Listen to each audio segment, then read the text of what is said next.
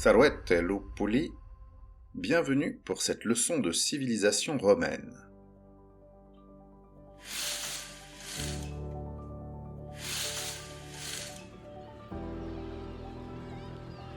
Aujourd'hui, nous allons nous intéresser au personnage mythologique d'Énée, qui est également surnommé le père des Romains.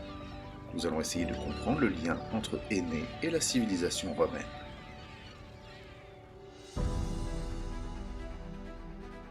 Intéressons-nous d'abord à l'ascendance d'Énée.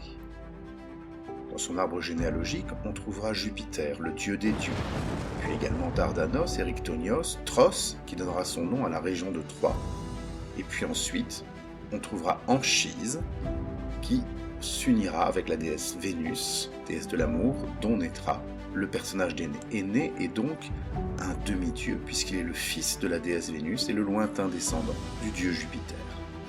Il est également un prince troyen, puisqu'étant l'arrière-arrière-petit-fils du roi Tros, cela fait de lui le cousin éloigné de Priam, le roi de Troie, au moment de la guerre de Troie. La légende du héros Énée commence quand se termine celle de Troie.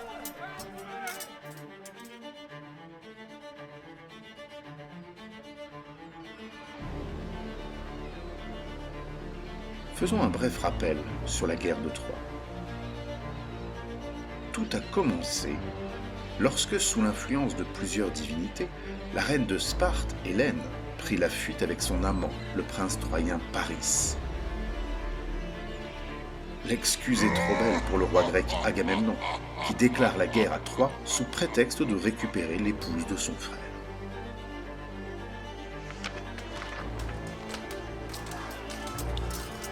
Mais la guerre, qui d'après Agamemnon ne devait durer que quelques semaines, au pire quelques mois, dura finalement 10 années.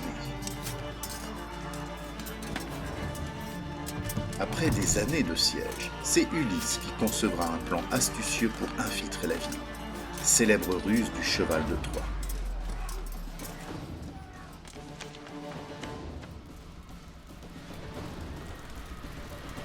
Une fois dans la ville, les Grecs incendient, pillent les richesses, tuent les hommes et capturent les femmes pour les réduire en esclavage.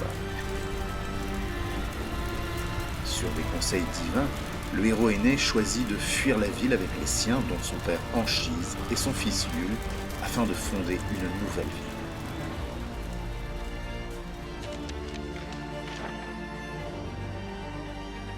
Quand le destin de Troie s'achevait, Énée partit pour suivre le sien.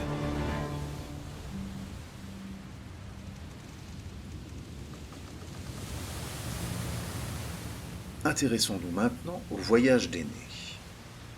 Énée, son père Anchise et son fils Iule et d'autres compagnons partirent donc de la ville de Troie pour se rendre dans le royaume de Thrace. De là, ils prirent la mer jusqu'à l'île de Délos pour interroger la volonté des dieux.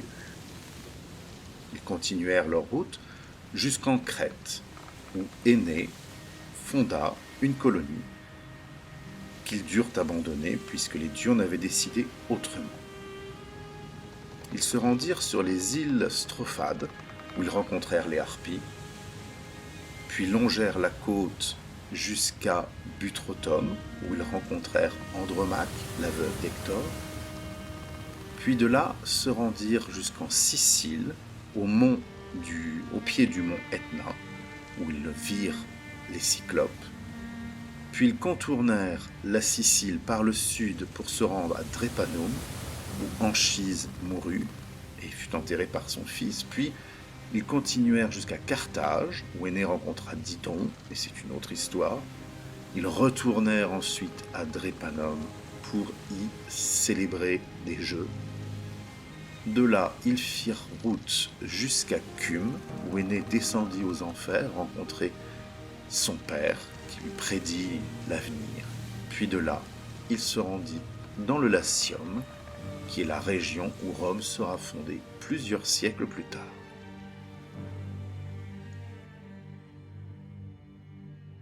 La descendance d'Énée. Alors nous savons qu'Énée est parti de Troie avec son fils Iule, que l'on appelle aussi Ascagne dans la mythologie grecque. Parmi les descendants d'Iule, on trouvera une certaine Ilia, connue aussi sous le nom de Rhea Silvia, qui, en s'unissant avec le dieu de la guerre Mars, donnera naissance à Romulus et Rémus, Romulus étant le fondateur de Rome.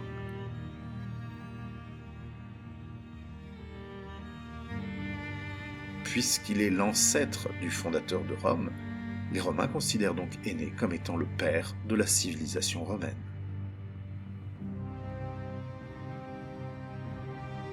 Arrivé dans le Latium, Énée fondera donc la ville de Lavinium, du nom de sa seconde épouse, Lavinia.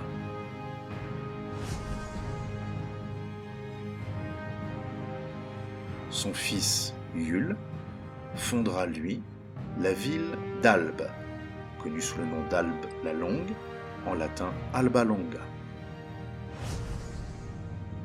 Son lointain descendant, Romulus, fondera, lui, la ville de Rome, berceau de la civilisation romaine.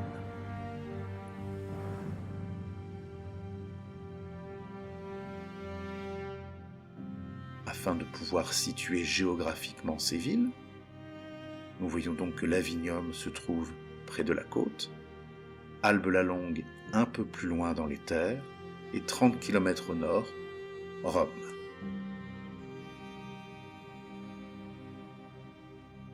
J'espère que cette leçon vous aura plu, et je vous dis à très bientôt.